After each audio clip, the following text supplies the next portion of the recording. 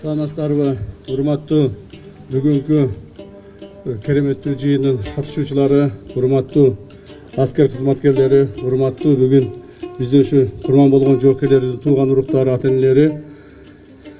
Бүгүн биз үчүн дагы эле болсо оор күндөрдүн бири. Мен ар дайым ушул эл алдына чыкканда, сүйлөгөндө каттуу сүйлөп, каттуу өзүнчө эме кылчу элем, бирок ушул балдардын алдында, курман болгон биздин жоокерлерибиздин алдында ар дайым мен жүүнүм бошоп, өзүмчө ушундай кыйын акыбалда каламын. Себеби бул балдарыбыз, урматтуу эл журт, биздин элибиздин эгемендүүлүгүн, биримдүүлүгүн, мамлекеттүүлүгүн, элибиздин территориясын коргоп курман болушту. Биздин балдарыбыз, курман болгон балдарыбыз, биздин жоокерлерибиз башка элдин территориясын өткөн жок. Башка элдин үйүн басып алайын, башка жерин басып алайын, башка мамлекетке өтүп барып каза болушкан жок. Ушул каза болгон балдарыбыздын ар бири өзүбүздүн жерде, өзүбүздүн элде, өзүбүздүн үйдө, өз үйүбүздү коргоп жатып курман болушту. Ошондуктан балдарыбыз баатыр, балдарыбыз элибизди, жерибизди, сиздерди, бизди коргойбуз деп курман болушту. Курман болгон балдарыбыз 49 аскер жоокери курман болду. Алардын 42-си аскер чегара кызматкери, 5-өө ички иштер министрлигинен, 1-өө өзгөчө кырдаалар министрлигинен, жана 1-өө коргоо министрлигинен каза болду. Урматтуу катышуучулар, балдарыбыздын 19 жаштан 42 жашка чейин кырчында жигиттерибиз каза болду. 19 жаштан 3 балабыз каза болду. 42 жашта 1 балабыз каза болду. Негизинен балдарыбыздын көпчүлүгү ушу 20-дан 30 жашка чейинки балдарыбыз болду. Ошолордун 28-и бойдок балдарыбыз болду. Үйлөнө элек али, үй кура элек балдарыбыз болду. Ошолордун 8-и балабыз, эми гана үйлөнгөн, эми гана 1 балалуу болгон жаш балдарыбыз болду. То есть биздин каза болгон балдарыбыздын 36-сы жаңы үй бүлө курган, же үй бүлө кура элек балдарыбыз болду. Бул деген кырчындай жаш балдар.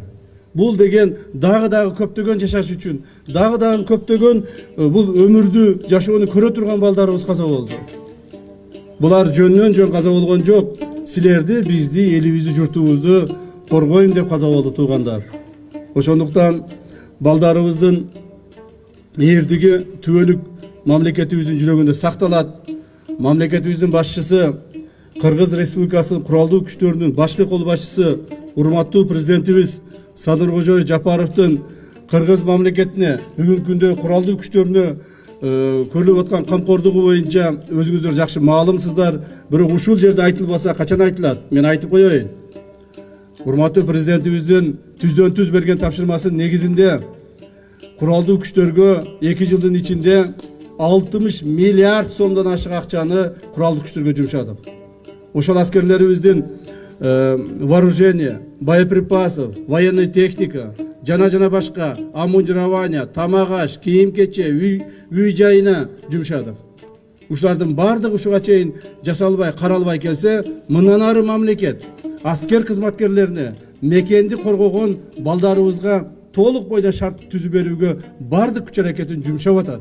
Урматтуу туугандар, балдарыбыз, курман болгон балдарыбыз көпчүлүгү ушул мекен чегинен кайтпастан, кээ бир командирлерден мен сурап чыктык. Азыр жакында башта бизде китеп чыгарабыз атайы. Ар бир баланын кайсыл акыбалда, кандай акыбалда курман болгондугу боюнча биз ар бир бала боюнча өзүнчө очерк даярдайбыз. Жана ошол балдардын көпчүлүгүнү командирлер айтып атышат, кайт десек кайтпай койду деген балдар болуп атат арасында. Кайтып тур артка десек, жок, мен таштабайм мекен чегини, мен ушул жерде курман боломун деп өздөрүнүн курмандыкка чалып, бирок артка бир кадам таштабаста курман болгондугун айтып отурушат.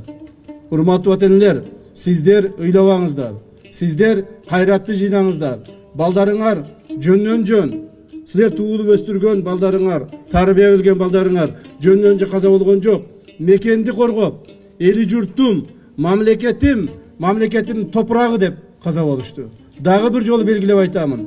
Балдарыбыздын бардыгы өз үйүбүздө, өзүбүздүн территориябызда каза болушту. Биз башка элдин, башка журттун территориясына өткөн жокпуз. Бирөөнүн үйүнө кирип барган жокпуз. Биз өзүбүздүн чегибизди коргойбуз деп кирип келген душмандарды талкалап каза болушту.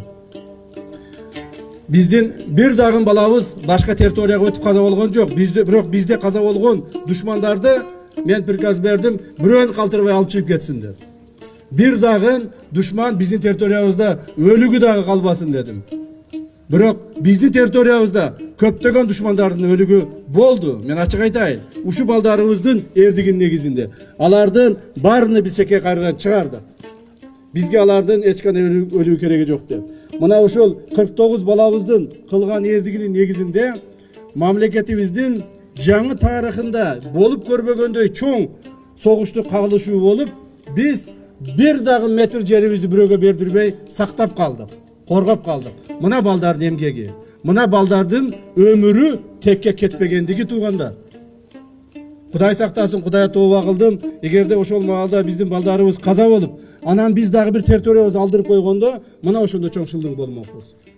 Балдарыбыздын өмүрү текке кетпегендигинин белгиси ушул. Урматтуу ватандаштар, силердин алдыңарда, бир туугандардын алдында мен ошол маалда балдардын жанында ошол апаатта кагылышууда чогуу болгон жетекчи катары, командири катары алдыңарда башымды ийип таазим этем. Урматтуу ата-энелер,